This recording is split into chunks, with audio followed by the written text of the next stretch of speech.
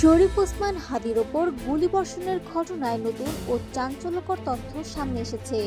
কাতার ভিত্তিক আন্তর্জাতিক সংবাদ মাধ্যম আল জাজিরার প্রবাসী বাংলাদেশি সাংবাদিক জুলকারনাইন সায়ের দাবি করেছেন, এই হামলায় সরাসরি জড়িত ব্যক্তিরা ইতিমধ্যে বাংলাদেশ ছেড়ে ভারতে পালিয়ে গেছে।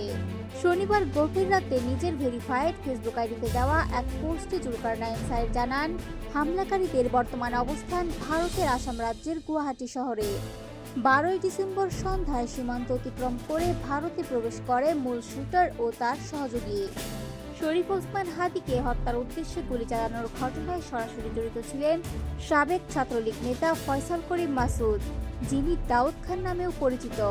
তার সঙ্গে মোটরসাইকেল চালক হিসেবে ছিলেন আলমগীর হোসেন। এই দুজনই ঘটনার পরপরই দেশ ছাড়েন বলে তথ্য পাওয়া গেছে। জুলকারনাইন সায়ের আরও দাবি করেন, ভারতে অবস্থানকালে এই অভিযুক্তদের সহায়তা করছেন আওয়ামী লীগ নেতা জাহাঙ্গীর কবির নানকের ব্যক্তিগত সহকারী মোহাম্মদ মাসুদুর রহমান বিপ্লব। তার তত্ত্বাবধানেই তারা বর্তমানে সেখানে অবস্থান করছে বলে উল্লেখ করা হয়।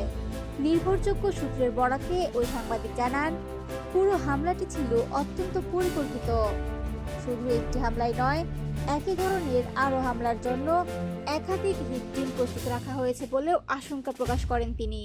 পোস্টে আরও উল্লেখ করা হয়, মূল শুটার ফয়সাল করিম মাসুদ দাবি করেছে, ব্যবহৃত অস্ত্রটি জ্যাম হয়ে যাওয়ায় সে মাত্র একটি গুলি ছুড়তে সক্ষম হয়, অথচ তার পরিকল্পনা ছিল 4টি গুলি চালানোর।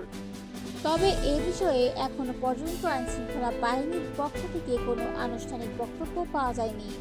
ঘটনার সত্যতা ও অভিযোগের বিষয়গুলো তদন্ত সাপেক্ষ বলে মনে করছেন সংশ্লিষ্টরা।